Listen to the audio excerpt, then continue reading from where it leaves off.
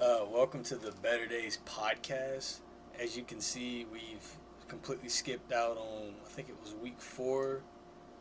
Schedule got way too busy, just didn't get in line. There's a lot of homework and different things like that. But we're going to definitely get back to it. So, this is the week 4 recap. I'm going to be doing this solo. And we got Carl moves to a little bit of production. So, we'll kind of see how this setup works better.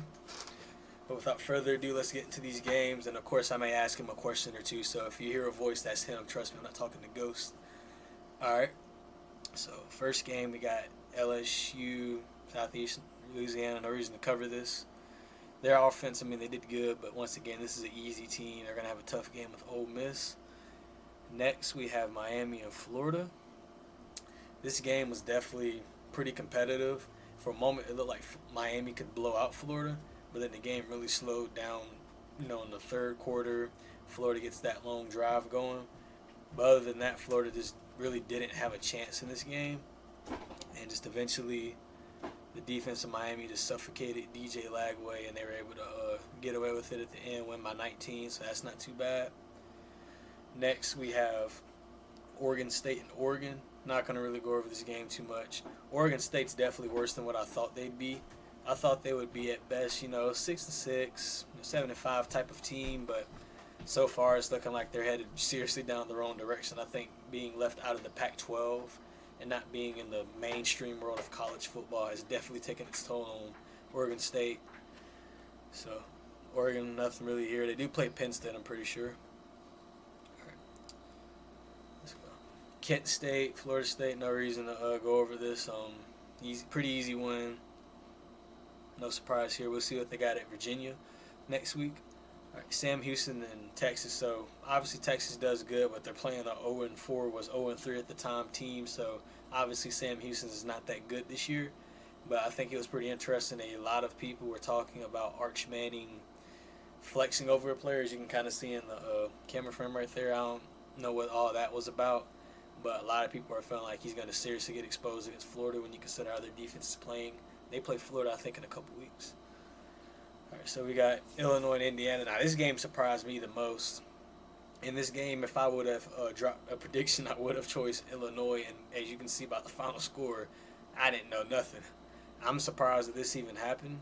I know Indiana hasn't really played anyone, but we kind of seen Illinois against a power team in Duke. So maybe some people were over-evaluating the game or whatever, kind of misevaluated Illinois to a degree, thought that they were a top 10 team, when in reality they may be fringe top 25 at best at any point in this year. And Indiana exposed that. And it seems like Indiana is definitely trying to prove that last year wasn't a fluke. Passing game was on point. Running game was on point. Special teams, I mean, you can tell just by all phases of the game. They had this one in the bag. Auburn and Oklahoma. This game was defensive, but definitely had its offensive moments. Auburn felt like they got screwed over by, a couple of calls with the whole Oklahoma trick play. But ultimately, I felt like the offensive line couldn't protect Jackson Arnold. They gave up 10 sacks. And before this game, Oklahoma only had, I think, 8 total in the year. And then you proceeded to give up 2 more than what they've given up in the first 3 games, if that's making any sense. So, looking at this, Oklahoma's definitely headed in the right direction. I think they have a bye week, and then they play, Kent State and then Texas, something like that. And our next game, Ole Miss and Tulane. So a lot of people thought that Ole Miss was on upset alert. And I'm going to be real with you. I thought Ole Miss was going to be bad this year, and I didn't think Austin Simmons was the answer. But it seems like their backup quarterback is even better than what he's done. And he seems to be picking up where Austin Simmons left off, and I think he's better. He hasn't been turning over the ball. I think this is his 3rd game over 300-something passing yards. So he's definitely lighting it up there. Ole Miss is looking like they could still be a strong SEC contender, and people just aren't grasping it because I think of all the pre-notions about South Carolina being good. Who else? Who's another team? Oklahoma, Auburn. We're thinking about those teams, and Ole Miss still is just doing their thing, and they're obviously 2-0 in conference play, so they're definitely on the right trail. Tennessee, UAB, nothing really much to talk here.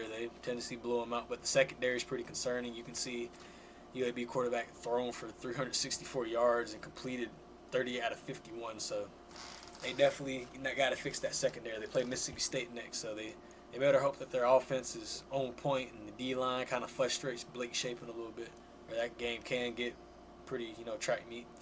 This game, Texas Tech beat Utah. I'm not really surprised by this. I figured that we look at Texas Tech and Utah and we go, they haven't played anyone significant. But when you really break down Utah, they played UCLA, and we think UCLA is probably the worst power team out there. So I started to figure out maybe they weren't as good as we predicted. Texas Tech was dominating this game for the most part. They lose. I think it was Baron Horton or whatever. I can't remember his name, but they get in the backup. Will Hammond, I think, and he filled in his role, did his thing. He only did about 160 something yards. So that ain't terrible. 2 touchdowns. Took care of the ball, and their offense was able to explode in the fourth quarter in particular, and really put the game away. Georgia Tech. Maybe defensively you can say they lapsed a little bit, and that was probably expected. But overall, you see how box score. It doesn't look like that at any point that Temple was going to win this game or do something they unthinkable after they beat Clemson. No surprise there. Vanderbilt. I know that Georgia State's 1-3, but to see Vanderbilt put up 70 is pretty insane. Very rarely you're going to see a Vanderbilt team clicking at this level. I think they play Utah State next, and that's going to be an easy win for them. Michigan and Nebraska. So this game I really didn't watch. Michigan's run game was pretty dominant. Justice Haynes definitely proves he might be the best running back in college football so far. Bryce Underwood, he did okay, but he didn't do nothing surprising, nothing spectacular. Nebraska kind of had some dry spells, as you can tell by the game. First and third quarter, no points, but then second and fourth quarter, they're scoring. So they definitely had some dry spells throughout this game. Crazy Hail Mary. They had a lot of plays to keep them in it, but ultimately Michigan was just the better team. And even though the score is close, it's just one of those Michigan was always going to have. South Carolina and Missouri. So after South Carolina lost to Vanderbilt this past, the week before, Missouri is definitely looking like a much better team than what we have predicted. And South Carolina, Lenore Sellers did pretty decent, but it seemed like their offense just wasn't consistent throughout the game. Same deal with Nebraska. You see how no points in the first and fourth quarter, but points in the second and third. So that definitely kind of messes them up. So no real surprise there that they lost to Missouri. Missouri is definitely looking better this year. They could even be in the mix for the SEC. It's a lot of SEC teams. It's still early, but once the conference play comes in, we'll know who's getting in. And then Notre Dame, Purdue. The offense, obviously, for Notre Dame, they did good. Destroyed them, shut it off in the fourth quarter, but the defense is concerning. I haven't seen the Notre Dame defense play this badly. I mean, teams are just throwing all over them. A&M threw all over them. Miami threw all over them. Their defense, something's wrong. Something's not working. They can't always bank on the offense putting up, 50-something points, because even your offense put up 40, which I thought was more than enough to beat A&M at home, and they still lost. So they definitely have to improve their defense. So USC, Michigan State. USC, I feel like they kind of have the Missouri sort of start.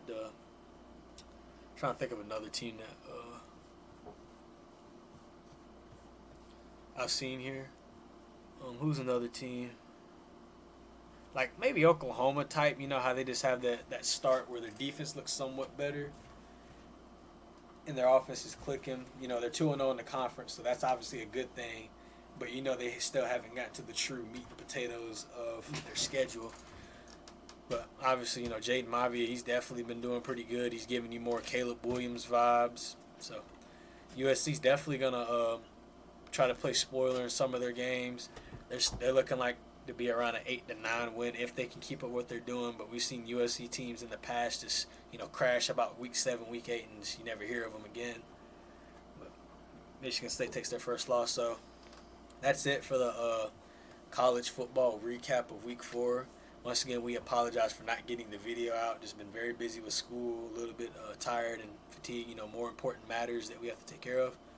But this is good to get back behind the scene and trying to get some content up. We definitely try to get stuff on the IG. So make sure y'all comment down below. What's your thoughts on my analysis? I'm out.